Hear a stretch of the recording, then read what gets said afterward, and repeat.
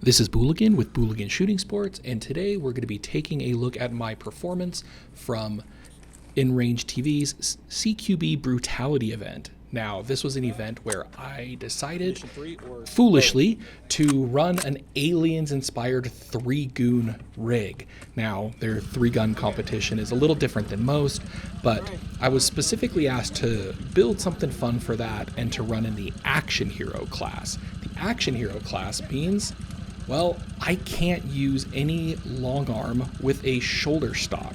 So this was a perfect fit for my AR-56 Smartgun build. You may notice this build is a little bit different than before, as I'm now running a BRN 180 Sport piston-driven upper, just for a little bit better weight balance and performance. My aiming for this is generally accomplished using a visible laser in the early stages, and that was a terrible idea.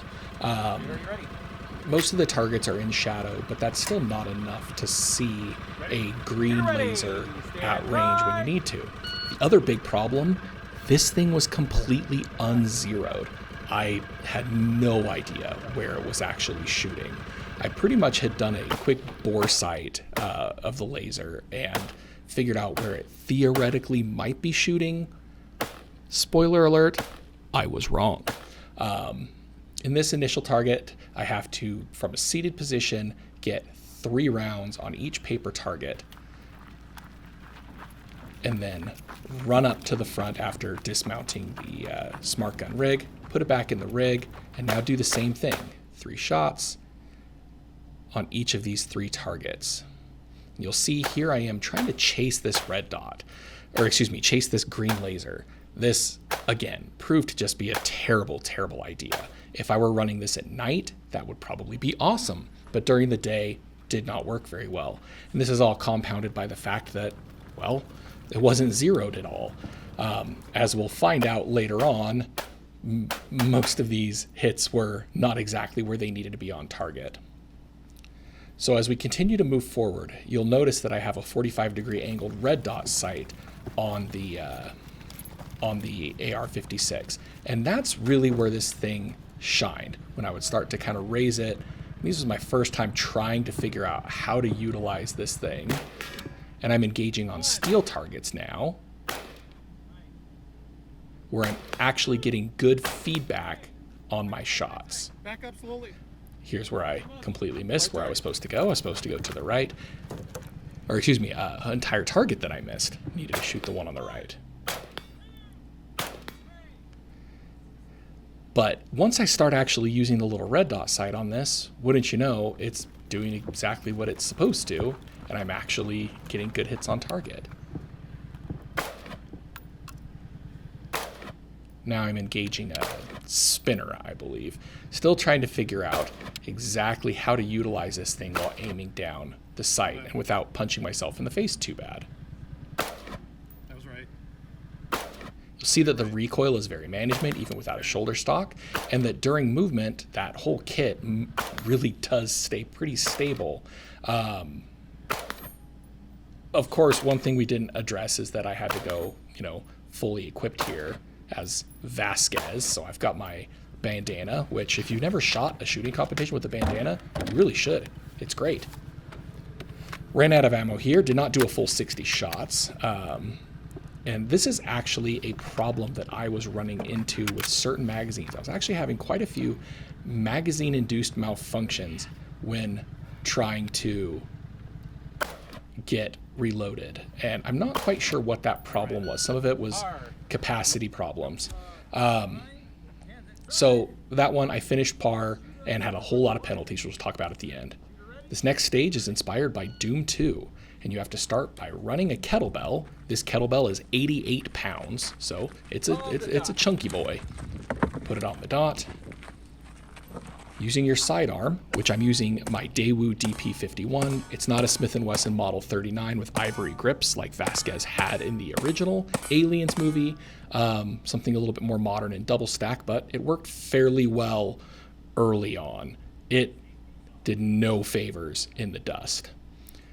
The longer target is a steel at the end of the bay, and you're shooting through that icon of sin, which is a very small window, and you have to get 3 shots with your rifle caliber firearm. Get my 3 shots. Now go back and get another kettlebell. I started with the heavy kettlebell first because it seemed like a good idea, and it overall worked pretty well. Some people would start with the lighter ones. I decided to start with the heavier one first. Put it on the dot and rinse and repeat. 5 shots on steel.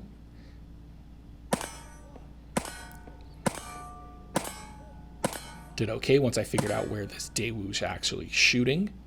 I'm running extended magazines in it because in the 3 Goon class, it really doesn't matter what magazines you run. You can run whatever you'd like. Now back to getting my shots with my rifle caliber. And again, shooting through that very small window at a weird angle,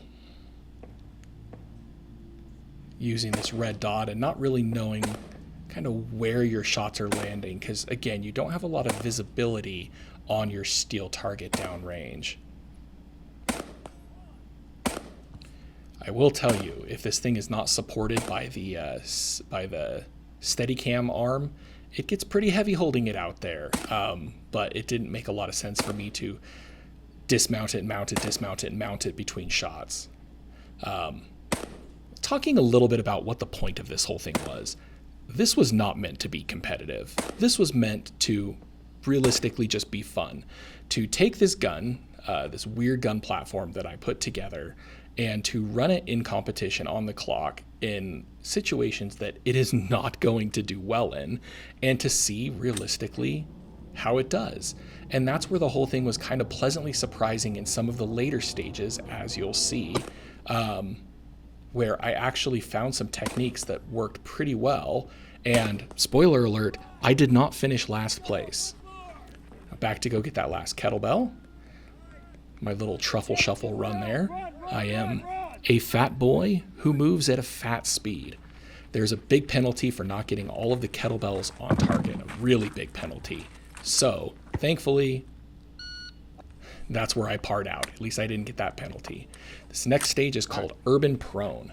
And before we did this, I actually had to check with the RO to see if I could even get into Urban Prone. For these shots to count, I have to lay on my support side and engage the steel targets. The shots do not count if your support shoulder, in this case my left shoulder, is not on the ground. This will become important in the second stage where I have to readjust. So for everybody that said that, you know, the AR-56 Smart Gun is really stupid, well, it is. It's very stupid, but it's a lot of fun. That it's not practical.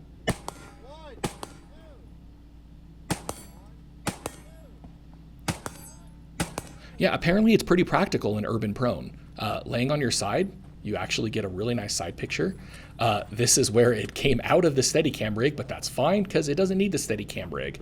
That was just simply because, well, it's not quite designed to be thrown around and laying on its side. Here's where I had to reposition to get my left shoulder on the ground. But as you can see, I'm going pretty much shot for shot on here. Move that arm out of the way and move to this third shooting position.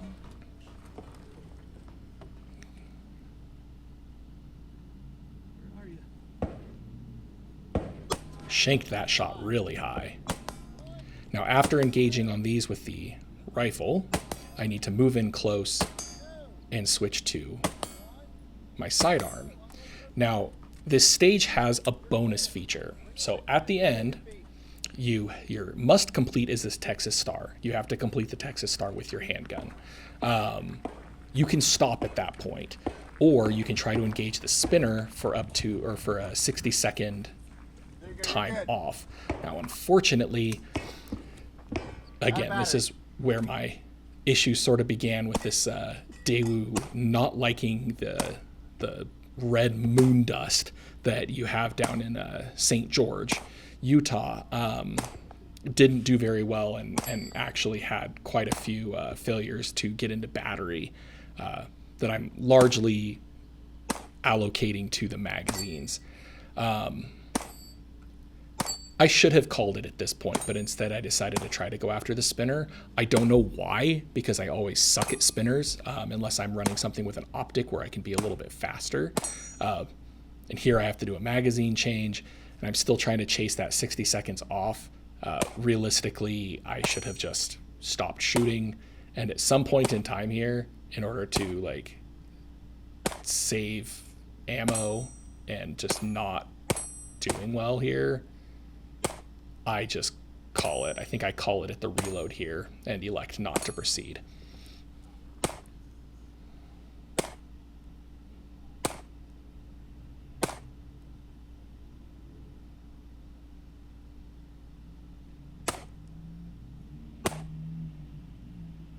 Yeah. And that's where I call it, so to avoid going par.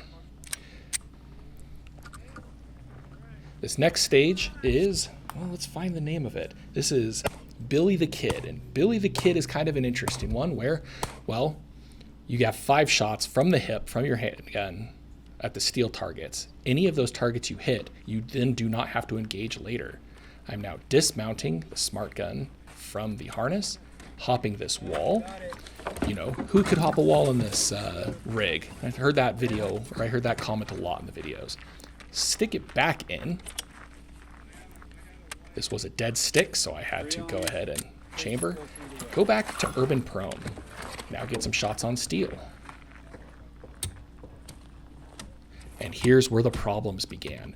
As you recall from that earlier one, I had issues getting a magazine in and getting it properly loaded. I don't know what the issue was, if it was with the BRN 180 upper, if it was when the otherwise mil-spec lower. Probably wasn't the PMags, but I was just having a hell of a time getting the magazine properly seated to feed. So now it's in. Now I'm able to shoot. Now this one's a little bit different than the last time when I was shooting urban prone, because now this 360-degree muzzle brake is very close to the dirt, and the concussive force is kicking up a lot of dirt every time I shoot and obscuring the targets pretty bad. I just have to get multiple hits on the large steel targets, move to the second red position, which is more of a kneeling position.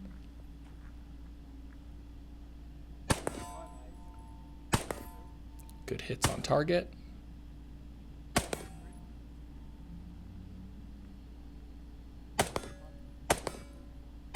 Good hits. Now move to the middle to clear any of those white ones that I did not clear from the hip firing. Notice I cleared none of them from the hip firing, so now I've got to hit them all.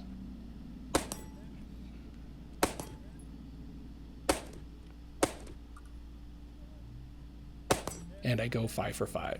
Well, 5 for 5 with a couple of shots there. This next one is where we get the shotgun into play. Now the shotgun is my old Mossberg, my Mossberg Dumpster Defender Shockwave build that I built about a year before Mossberg started to build them. I had 5 rounds on deck and 4 targets here, so I'm like, perfect. I will clear through the multiple shots required on the large ones with my pistol, which I then have to empty and show clear and holster, and then switch to my shotgun without a stock, put my hand in my recoil absorbing loop, and dust these with birdshot. Here's where you see a problem. Certain targets did not want to drop with my birdshot, so I'm expended all my shotgun rounds, so now I have to get my pistol back out, reload, clear that target, and then empty and show clear again before moving to the next part. But of course, can't forget my shotgun, so I gotta bring that with me. I have to flip over this target. Now this particular stage is based around Starship Troopers for some reason. Now in this range I have to do much of the same. Keep in mind I have to bring my shotgun, I'm not going to use it, I'm not reloading. Toss it across the table so I don't have to crawl with it. I missed the point where I actually had to pick up my shotgun again. So before I can shoot, keep that down range. Have to pick this up and do something with it. Finally get it on there. And now I'm clearing that. So some of the changes that I made to all of my kit to make this work a little bit better I did make some modifications to the Smartgun rig. That was, you know, kind of the biggest one, to just make it perform maybe just a little bit better. And one of the things that I did was I added a new trigger to it. And the trigger that I added to it was from Ballistic Engineering, and it worked fantastically. It gave me a very light trigger pull, even with my funky little 3D printed linkage. And as you could see, in the times when I was actually aiming properly, I was getting good hits on target. This next stage was terrible. This stage is Rainbow 6. I was the first one through, so I missed a port here. Any targets on the left side, you have to engage left hand dominant. I am a right-handed shooter. So the pistol targets aren't that bad, but you'll notice what is slung, my shotgun. And you'll notice what makes that little shotgun able to aim a little bit better, that recoil strap. And you'll notice what I can't use with both hands, the recoil strap. And this caused a bit of a problem when I kissed myself in the face with a Mossberg being propelled by some 12 gauge birdshot. Again, any targets on the right, I'm able to shoot right hand dominant. Now I needed to show clear so that I could engage these 4 targets down here. Again, first left-handed, not going to be a good time. My printed hand loop up there actually did do a pretty good job. It's actually where I got in trouble, is when I was shooting it right-handed. One of these shots kind of smacked me in the face pretty stoutly. So now I had to empty that, show clear, and then run on to the next bay. Now, I was running an optic on that little guy, and it was a Siley Optics Wolf Pro red dot that they sent for me to test out. I beat the crap out of this red dot. Literally, you saw me like chucking it across the table, throwing this thing stage to stage, and obviously shooting it through a shotgun. And it survived really well, and it held 0. So I was actually pretty impressed with that little budget red dot. In the second stage, the same rules apply. Targets on the right can only be engaged right-handed. Here's where I keep having those magazine and feeding issues with the Daewoo.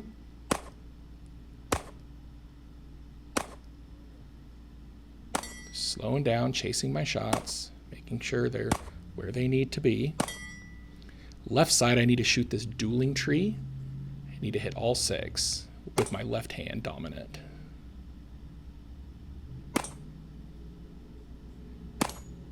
Now the interesting part is that second shot, in hindsight, should have counted as a hit. I don't think it hit the tree. I think it hit the piece. So I lost some time here that I don't necessarily think I should have, but I needed to reload just to get kind of one more shot on there. You'll see me just hammering this thing home.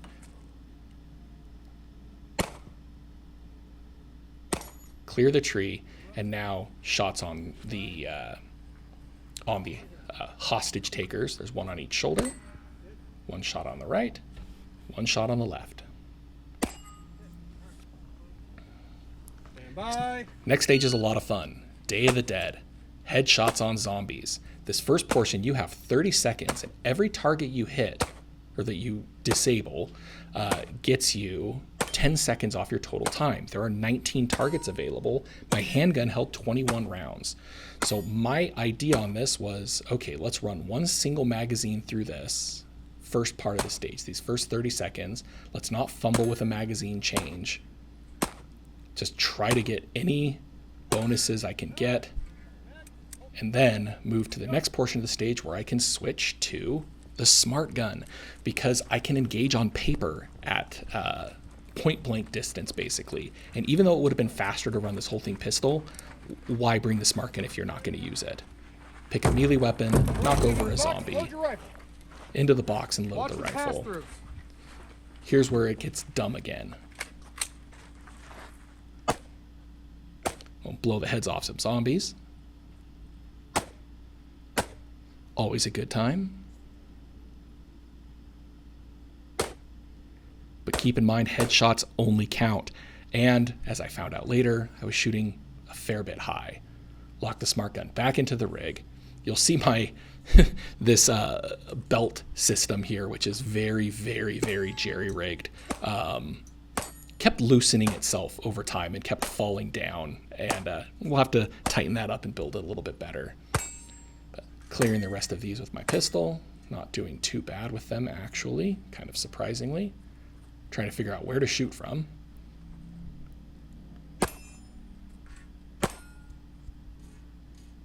So I did okay here. I did incur some penalties for some non-headshotted targets from a few inches away, which is always embarrassing, but there you go. And now the last stage, this is the FBI shootout stage. Are you ready? Begin seated shooting at 5 hits on the humanoid steel target.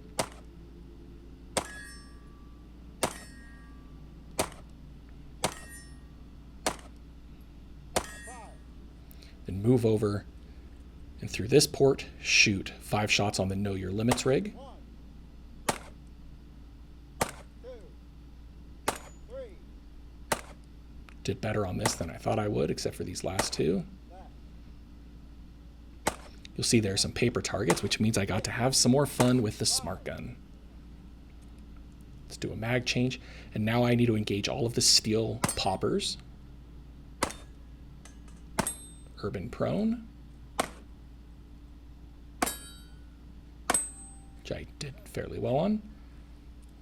Now empty, show clear to risk not dropping a loaded gun. And you can only shoot this with your firing hand, no support hand. And that worked out pretty well if you think about it, because I actually had a lot of interesting things to brace off of with this. And I think I only needed to do 2 shots on each one of these targets, but I didn't want to have a more missed target penalties. So I think I put three rounds into each one just to make sure, from a variety of positions, just to make sure that I got it all. And that was CQB Brutality with my Aliens rig. It was not efficient, it was not effective, but holy cow was it fun. You would think that I would finish last. That was not the case. I actually finished, I think, like 127th out of like 140 plus people. So there are people that didn't do as well as me, who probably tried harder, but you know, everybody had fun, and that's the key point. I did not finish last in 3 Goon, and I did not finish last in Action Hero class. So overall, I would call this a success. Like I said, it was a ton of fun, always good to go out to the in-range events, and always fun to just run things that are a little bit different. We're going to do another full video on the Smartgun rig soon, but for now, thanks for watching.